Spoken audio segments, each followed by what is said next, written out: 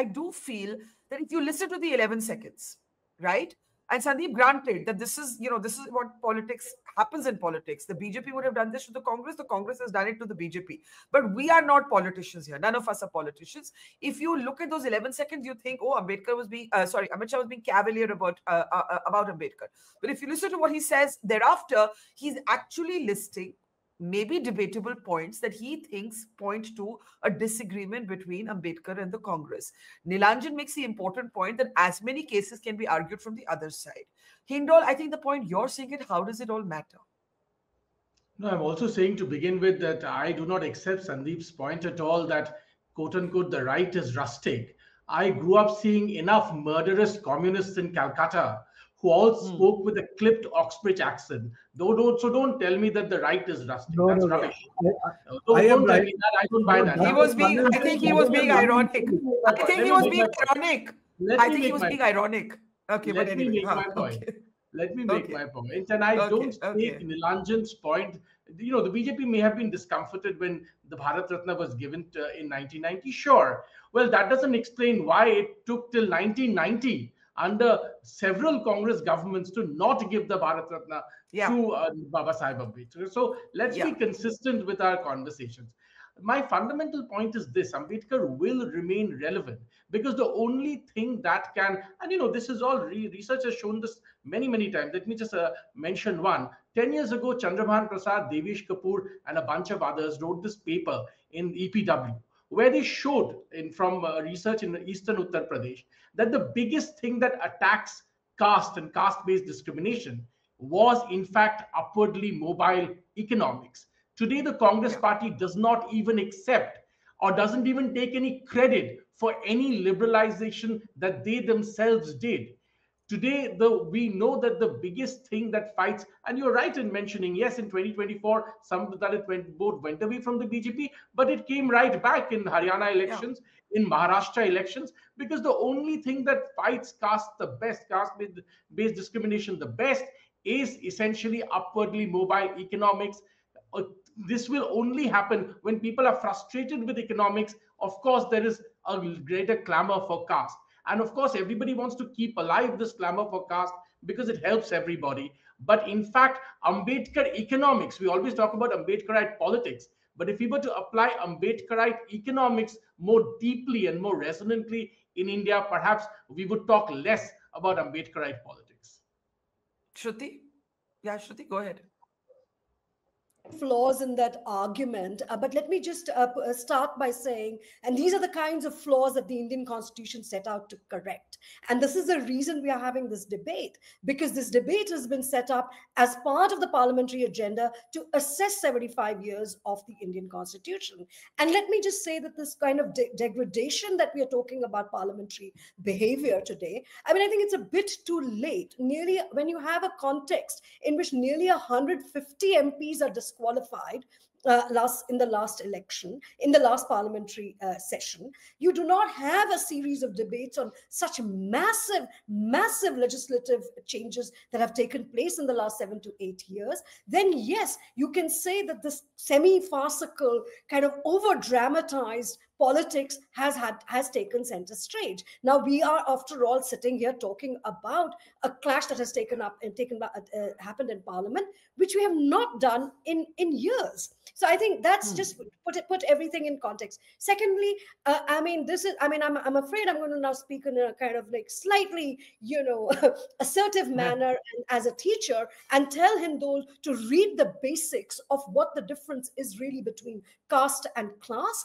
and the reason why India went down in the affirmative action way. Now that is now stitched into our fabric. There is no point thinking about... Shruti, Chandrabhan Prasad is a Dalit public intellectual. I am coming to that point. The third point is not about upwardly mobile BJPs alone. This is a debate that goes back to the Gandhi Pact to 1932, which is about Bahujan as in caste solidarity or Hinduness, which is what Gandhi was also asking. So this is why Ambedkar himself will leave the Hindu fold on the eve of his death, because he would recognize that this is not possible. So let's just have, these are just facts of what has happened. There is no point saying upward mobility is going to lead in one way or another. Okay. Discrimination and political power is where the debate really is about.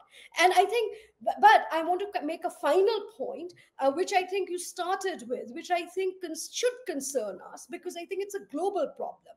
So you have a global problem in terms of how does kind of non-radical right politics now assert itself.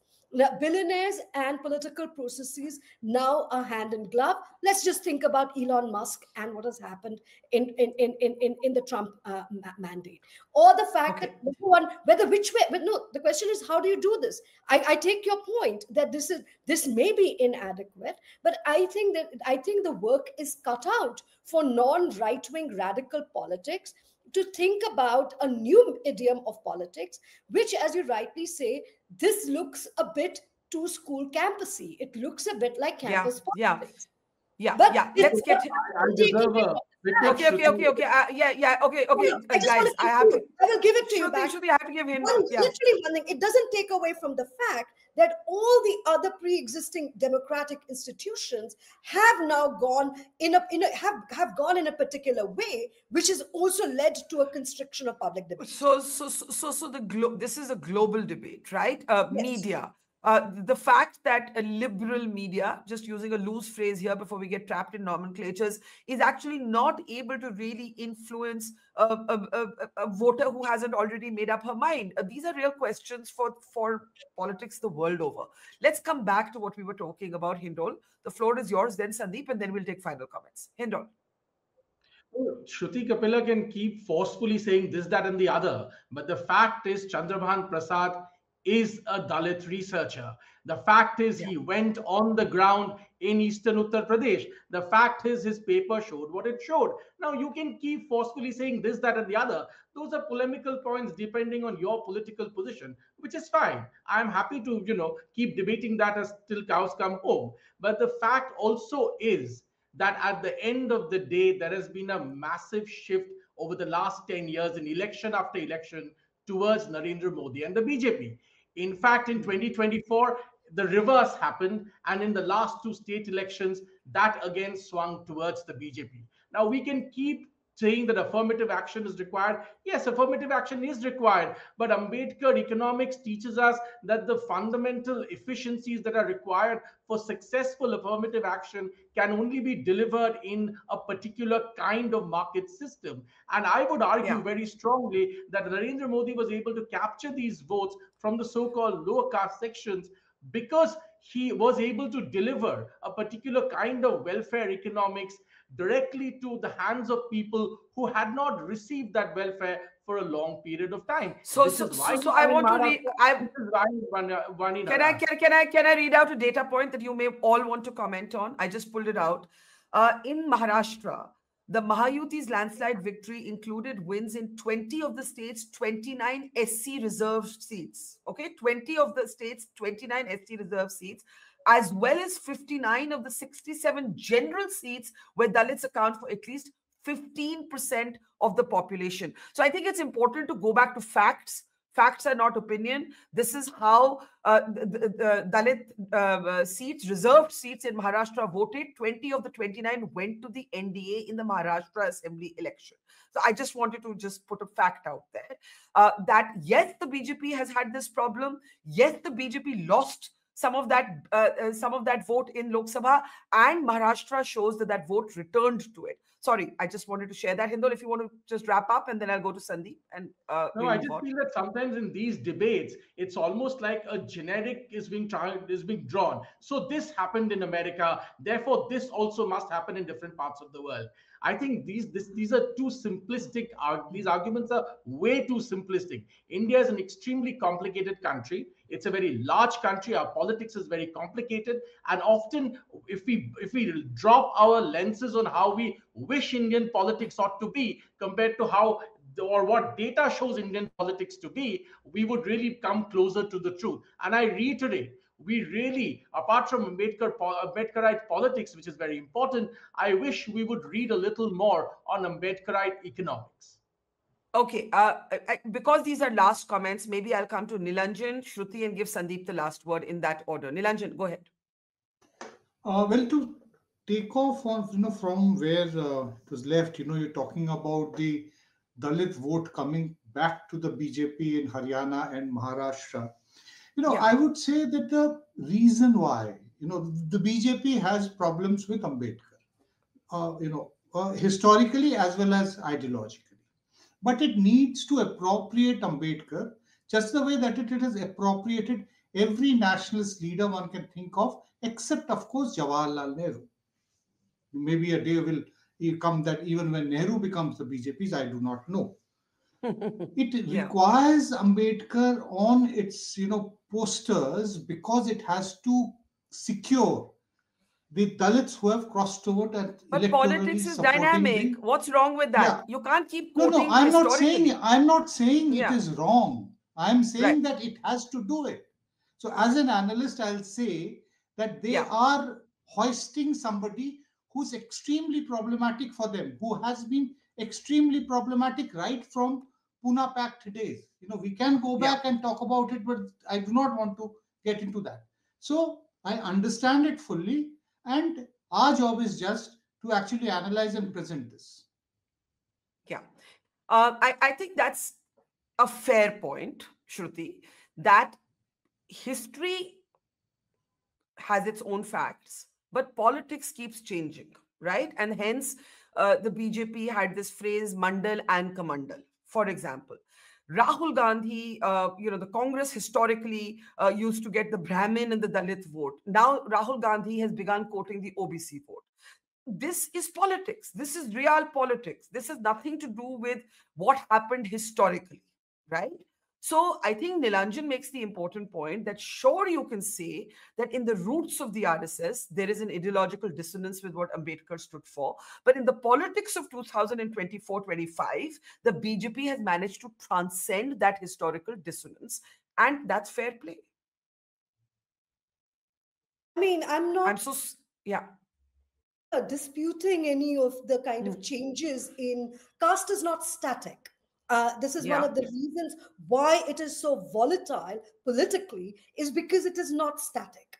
And this is why those social coalitions have changed over time, which is why I set up by saying, well, actually, Ambedkar only really becomes a public figure, though he was always central in the mid 80s when Kanchi Ram founds the BSP, right, and reminds the country of this kind of very dubious pact which took place between Gandhi and Ambedkar. So the past is important because right from the beginning of the 20th century, our politics has been conducted in the historical register.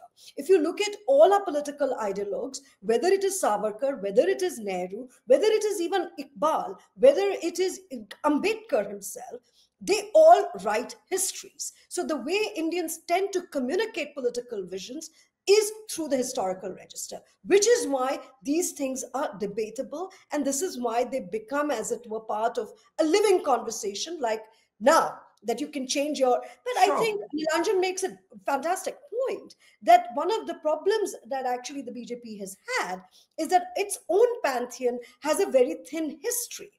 Its own ideologues do not really belong to the mainstay of the nationalist movement.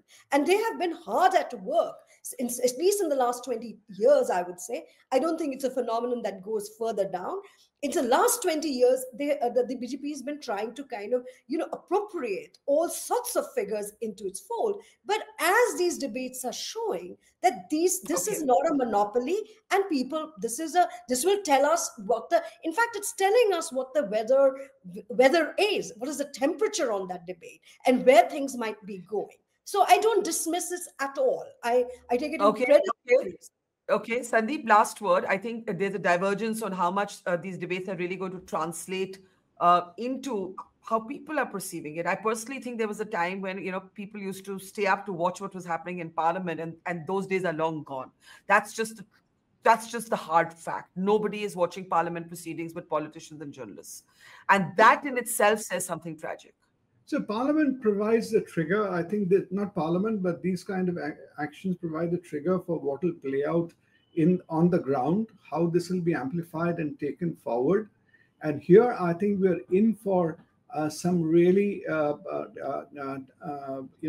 battle down the line, because BJP has been consciously, I'll pick that word from Nilanjan, trying to appropriate the Ambedkar legacy, irrespective of whatever. So that's why you have even the Constitution Day or the Ambedkar statue, or the Ambedkar Smaraks, etc., whichever has come.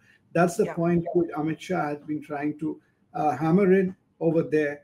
Congress, I repeat, the cost of repetition, I think Congress thought, whichever their NGO advisors, etc., in 2024 election, they have got that edge. They sideways, they've gotten and found a breach that BJP's formula with this caste, talking of caste census, and then maybe the Dalits, etc., and being taken. BJP has very quickly responded and snatched it away, and they'll now go for the kill. And Congress suddenly find again the ground shifting or moving from under their feet. So there is a bit of desperation over there.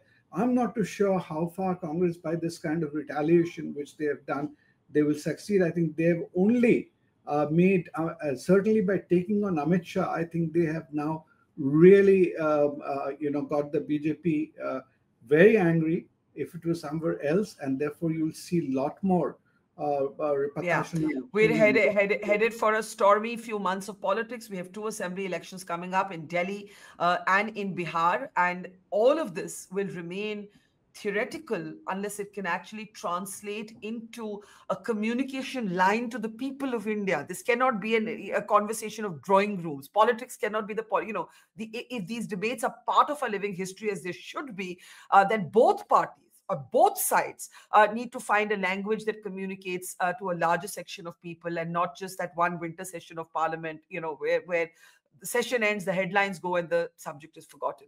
We leave it there. Dr. Shruti, Kapila, Hindol,